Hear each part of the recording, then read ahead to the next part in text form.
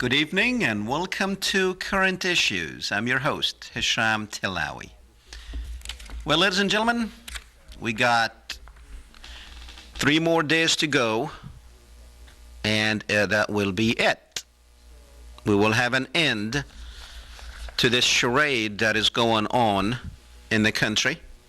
It has been entertaining, it has been frustrating, it has been scary, it has been, I guess, to each one of us, we have our own experiences. This election, ladies and gentlemen, it has taken us, really, it made me realize that in politics there's no end, which we knew that. We knew that. Politics is dirty and it can't get dirtier. But the problem, ladies and gentlemen, here now, tonight we're going to talk about the election.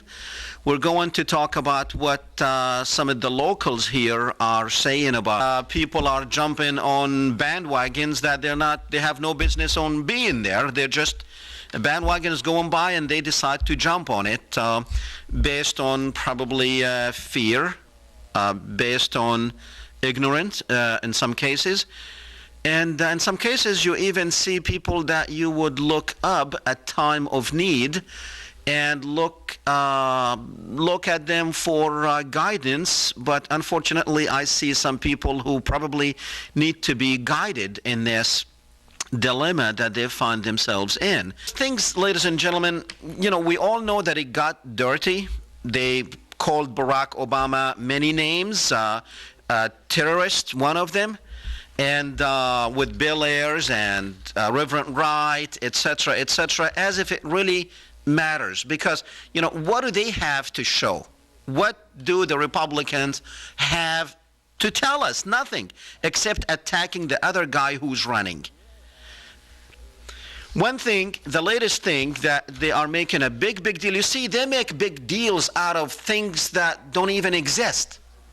Like what they did with Joe the plumber. Joe the plumber is not even a plumber. He's not even a plumber.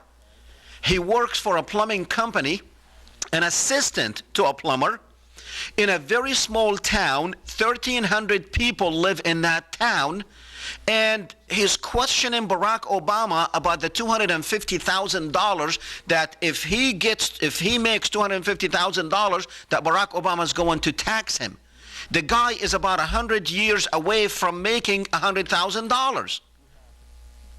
As a matter of fact, Joe the plumber, in his current situation, he stands a better chance of saving money with Barack Obama's program than he does with the existing program.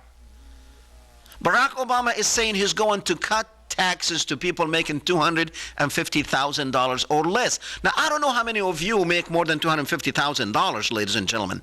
And if you do make more than $250,000, I think you do. I don't want to say you owe it to other people. No.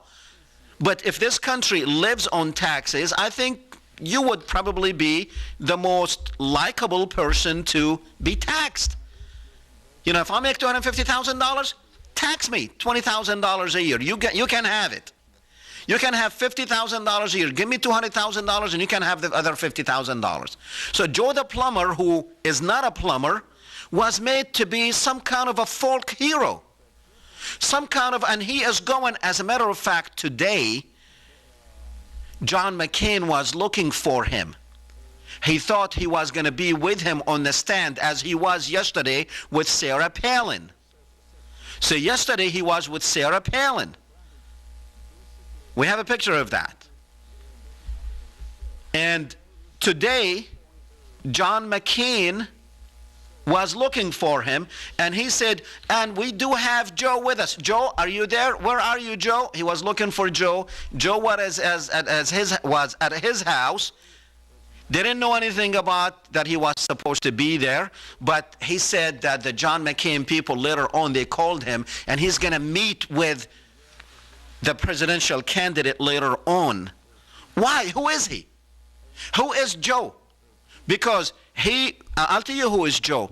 Because he made a comment about socialism about being a socialist, as if Barack Obama is a socialist, because that's exactly what the Republican Party wants to label Barack Obama as, a socialist, as someone who wants to spread the wealth. So John the plumber, or Joe Sixpack, or Joe the plumber, Joe the plumber is becoming some sort of a hero for the Republicans. If Joe the plumber wasn't made up by them, what would they have talked about in the last 2 weeks? Nothing. They can't defend the war, and they don't want to piss off George Bush.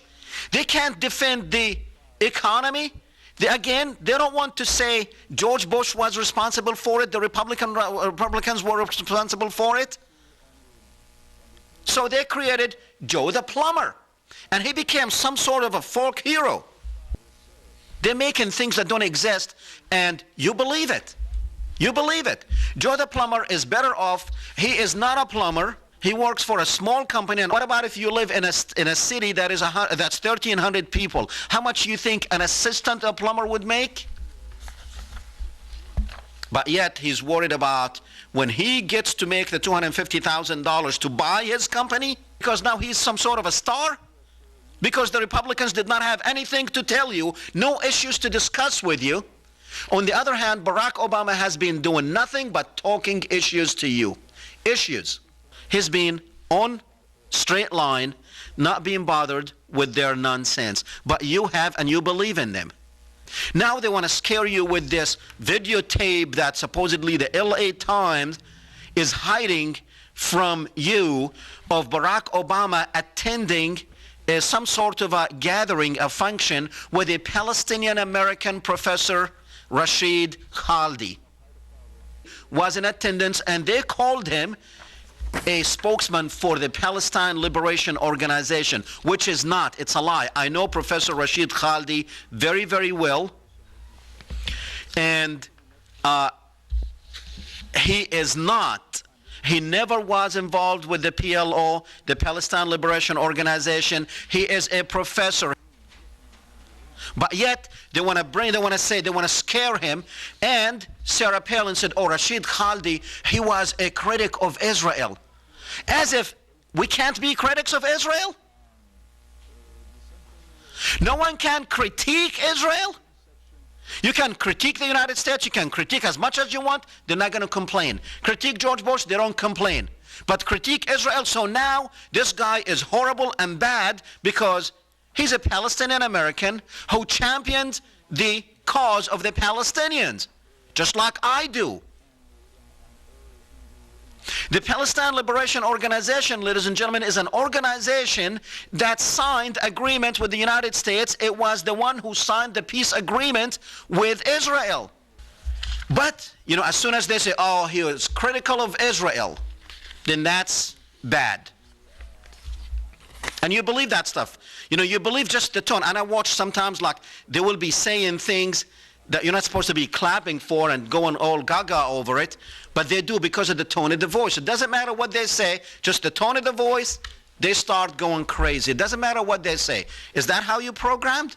I'm wondering how many people in those Palin's and John McCain rallies, how many of them actually make more than $250,000? What are they afraid about? I guarantee you, the only ones who are making more than $250,000 are the people working with McCain.